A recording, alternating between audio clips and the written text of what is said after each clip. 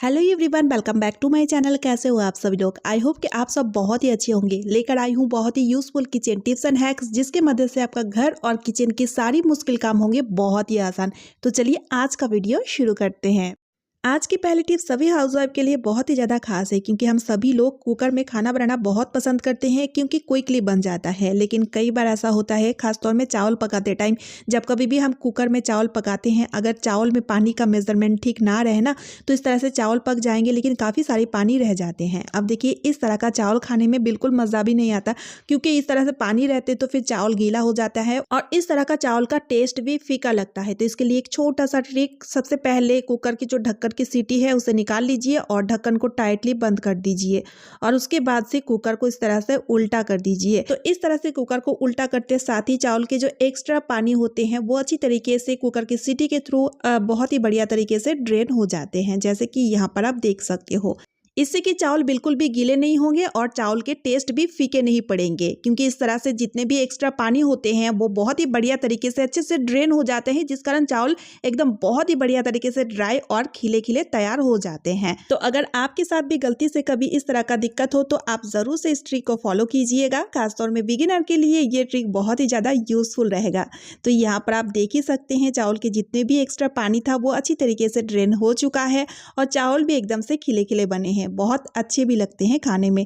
Video को share जरूर कर दीजिएगा। तो चलिए अब देख लेते हैं अगला ट्रिक। हम बाल बनाते टाइम काफ़ी सारी कंघियों का यूज़ लेते हैं, यानी कि हमारे पास काफ़ी सारी कंघियाँ होते हैं। जैसे कि कुछ कंघियाँ हमारे पास इस तरह का मोटे मोटे ब्रिसल वाला होता है, या फिर कुछ कंघियाँ इस तरह का देखिए पतली पतली ब्रिसल का होता है।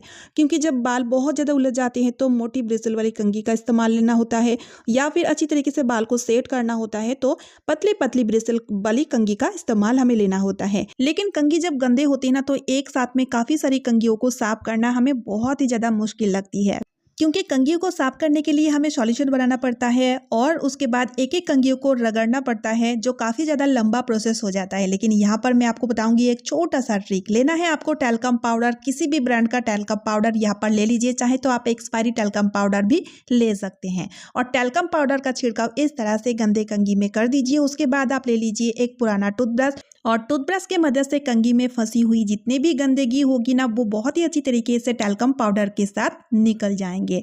क्योंकि टैल्कम पाउडर किसी भी तरीके की ऑयलीपन को या चिपचिपीपन को अच्छी तरीके से रिमूव करने में बहुत ही ज़्यादा माहिर होते हैं।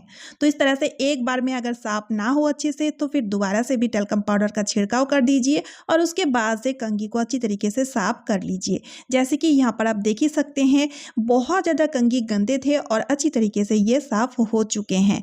तो इस तरह से अगर कंघी थोड़ी सी भी गंदी हो कभी, तो आप बैठे बैठे इस काम को कभी भी आप फ्री टाइम में कर सकते हो। देखिए, टैल्कम पाउडर में जितने भी गंदगी था वो निकल चुके हैं।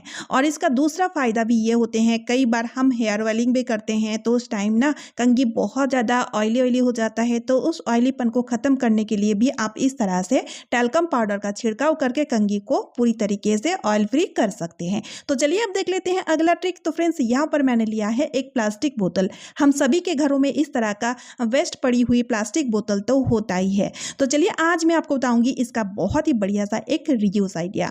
तो सबसे पहले हम बोतल के इस माउथ वाली पार्ट को काट लेंगे। देखिए, यहाँ पर जहाँ तक बॉर्डर एक लाइन बना हुआ होता है, वहाँ तक इस तरह से इसे हमें काट लेना है। चाकू को मैंने कर लिया था गरम और बहुत ही अच्छी तरीके से गरम चाकू की मदद से ये इस तरह से आसानी से कट हो जाता है।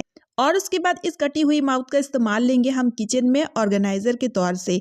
तो चलिए देख लेते हैं। तो सबसे पहले हमें ना इसे किचन वॉल में अच्छी तरीके से चिपका देना है। यहाँ पर मैं फेविक्विक की मदद से चिपकाई हूँ, ताकि इसका इस्तेमाल मैं परमानेंट तरीके से ले पाऊँ। और अब हम इसमें काफ़ी सारी चीज़ों को हैंग करके रख सकते हैं, जैसे कि कुकर की रबर वगैरह जो इधर उधर बिखरे हुए होते हैं, उन्हें आप इस तरह से समेट के यहाँ पर रख लीजिए। या फिर इस तरह का स्टैंड या जो रोटी सेकने वाला जाली आता है, उसे भी आप इस तरह से हैंग करके रख सकते हो, जिससे कि आपका किचन बहुत ही बढ़िया तरीके से ऑर्गेनाइज हो जाएगा। चीज़ों को भी आप अच्छी तरीके से समेट के रख पाओगे और फ्री का जुगाड़ है और बहुत यूजफुल है। तो चलिए अब देख लेते हैं अगला ट्रिक। अगला ट्रिक मेरा सूखी हुई नारियल यानी कि खोपरा को लेकर के, इसका इस्तेमाल हम रेसिपी में लेते हैं या फिर चटनी बनाने में भी कई बार ले लेते हैं। तो घर में जब हम इस तरह से सूखी हुई नारियल को ला करके रखते हैं यानी कि स्टोर करके रखते हैं तो कई बार देखा जाता है ये नारियल खराब हो जाता है, अंदर में से वाइट वाइट कलर का फंगस यानी कि फफूंद सा लग जाता है। तो चलिए आज मैं आपको बताऊंगी इसको स्टोर करने का एक बहुत ही बेहतरीन सा आइडिया। तो जब भी आप सूखी हुई नारियल को ला करके रखें तो आप दाल के कंटेनर में इस तरह से इसे रखें, लेकिन दाल में से आपको सिर्फ तूर दाल के कंटेनर में ही रखना होगा, ठीक है। इससे कि आपके दाल भी सेफ हो जाएंगे, दाल में कीड़े वगैरह बिल्कुल भी नहीं लगेंगे, साथ ही साथ सूखी हुई नारियल भी सेफ हो जाएंगे, इसमें कोई सा भी फफूंद या फंगस बिल्कुल भी नहीं लगेंगे, चाहे आप इसे साल भर रखकर क्यों ना खाएं। दाल के कंटेनर की जगह आप चीनी के कंटेनर में भी इसे रख सकते हो इस तरह से स्टोर करके। उम्मीद करती हूँ ये ट्रिक आपका बहुत ही काम आएगा। तो चलिए अब देख लेते हैं अगला ट्रिक। मिक्सर ग्राइंडर का यूज़ तो हम सभी लोग लेते हैं और ये जब गंदा होता है तो इसे हम अच्छी तरीके से साफ भी कर लेते हैं, लेकिन जब ये पुराना होता है तो इसकी चमक यानी कि जो शाइन है वो ही गायब हो जाता है। लेकिन आज मैं आपको बताऊंगी एक ऐसा ट्रिक जिसके मदद से पुराना से भी पुराना मिक्सर ग्राइंडर बहुत ही अच्छी तरीके से चमक उठेगा। तो इसके लिए यहाँ पर हमें एक छोटा सा काम करना है। चाहे आपका मिक्सर ग्राइंडर गंदा हो तो आप क्या कीजिए, इस तरह से ले लीजिए वैसलीन और एक टिश्यू पेपर या फिर इस तरह का सॉफ्ट सा कॉटन का कपड़ा ले लीजिए और उसके मदद से इस वैसलीन को अच्छी तरीके से ग्राइंडर में लगा दीजिए, जिससे कि इसका शाइन बहुत ही अच्छी तरीके से आ जाए। क्योंकि कई बार ऐसा होता है हम मसाला पीसते टाइम मसाले के जो छींटे हैं वो ग्राइंडर में लगते जाते हैं और वो सूख जाते हैं, तो उसे साफ करना कई बार बहुत ही झंझटी हो जाता है।